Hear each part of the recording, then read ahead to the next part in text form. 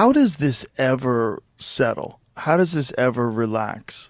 Like when you look at what happened in Gaza and you think about the tensions that existed before October 7th, and then this happens, and then the Israeli attack happens. Like, how does anything come to a peaceful resolution at this point? So Israel took control of what are known as the occupied territories. They took control of Gaza and the West Bank in 1967. And it's one thing, like, I'm not like saying it's ever justified, but like, it's one thing to like occupy an area for a few months after a war as you're going through the process of turning it over to the, like to themselves, or it maybe even a few years. But like, we're going into like 60 years of complete Israeli control over these people. And under Israeli control, they have zero rights. Zero rights whatsoever. I mean, like, they don't have the freedom of movement. They don't have freedom to trade with the outside world. They don't have voting rights. They don't have the right of due process. They get, if literally to this day, like in the West Bank, where there's like all these big Israeli settlements, because the Israelis are just constantly slowly stealing more of the Palestinians' land. If like an Israeli settler in the West Bank, in the same jurisdiction, gets in a dispute with a Palestinian there, the Israeli citizen, he's a citizen of Israel. He has rights. He goes to a trial. The Palestinian goes in front of a military trial. If he's lucky enough to get that, they have something like a 99% conviction rate. You're just totally fucked. Like, and then look, a lot of people will point to like there's been terrorism on the Arab side toward the Israelis going back many years. But like, I think you're essentially right. You can't expect a group of people who have to just be subjugated for eternity and nobody's going to try to violently fight back. And of course, when they non-violently try to fight back, that gets squashed too. That gets met with violence. And then the wildest thing, Trump comes along and says, we're going to take it. Yeah. We're going to take it. We're going to turn it into the Mediterranean of the Middle East.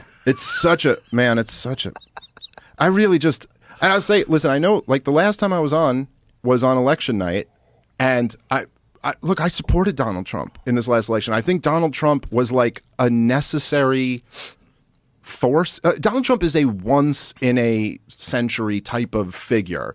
If that. Yeah. I mean, there was just nobody was positioned to do the things that Donald Trump did. And there were like enormous positives that came out of him winning this election. I mean, Donald Trump landed a devastating blow on the Republican establishment in 2016 when he won the primary. And he landed a devastating blow against the Democratic establishment by winning the presidency this year.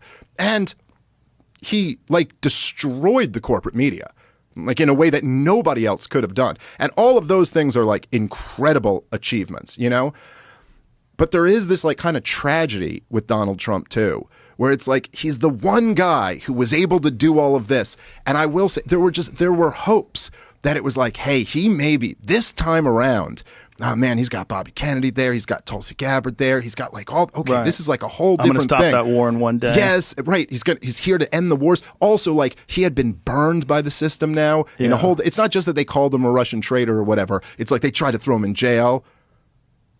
They tried to murder him. Okay, this Somebody is maybe. did. Oh no, yeah, no. I'm sorry. Somebody that was did. totally happened. He had 5 phones. Dude, a lot of times, as we all know, professionally scrubbed department. Yes, that happens all the time, Joe. Many times, presidential candidates, the front runner to be president, once again, former presidents, a sniper gets a clean shot 130 yards away from them. That's Especially a very common thing. A guy who was in a BlackRock commercial just a couple of years ago. And a lot of those guys were in BlackRock commercials once, Joe. These are normal things that happen to normal people. It's part of everyday politics. But so a lot of this made people think like, oh, maybe. But I will say, already into Trump's presidency, it's just a lot. It's like, shit. No, I guess I got to be happy with the things that he did. But the idea that he's really figured this out, or he's really on to something, or he's learned a lot, or the guy is out there. He's saying we should primary Thomas Massie and throwing his support behind Lindsey Graham. I mean, come on. What is Thomas Massie doing that's pissing him off? No, he didn't vote for the freaking spending bill. He voted against the CR because it increased spending and was increasing the debt, and it was refunding all of the programs that Doge had recommended be cut. So he was like, no, I'm not voting for this. And Trump was like, well, I'm going to need you to vote for it. And he was like, no. Oh. And that's it. That's his crime. The same thing, same reason Trump hated him in 2020, because he wouldn't vote for the $2 trillion COVID spending bill. Because he was like, wait, you're telling me because the country's locked down, that means we have to bail out every giant corporation around the country? Like, no, I'm not supporting this. And then Trump sent all his people to go, he's betraying America first or whatever. And there's once Trump gets in it, he just wants the next win.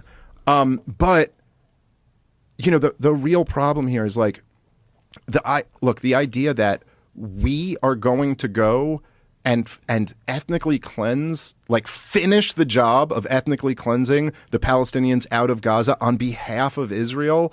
It's like, first of all, what do you think the reaction to that's going to be? What do you think that's going to do to our country here? It's like, I feel, it's like I see a lot of people who get very upset about what they call the rise of anti-Semitism, which certainly, according to my Twitter feed, is real. It's real. There's a lot of people. Do you think is it a rise, or is it the ability to express it now been unlocked? Or is it both? I don't know. Maybe both. I have a tough time kind of figuring out exactly what it is. It's also there's a troll aspect to it. There's when you make one thing the thing that you're not allowed to say, and the thing that's gonna get a rise out of everybody. This has been true, and it's been building for many years.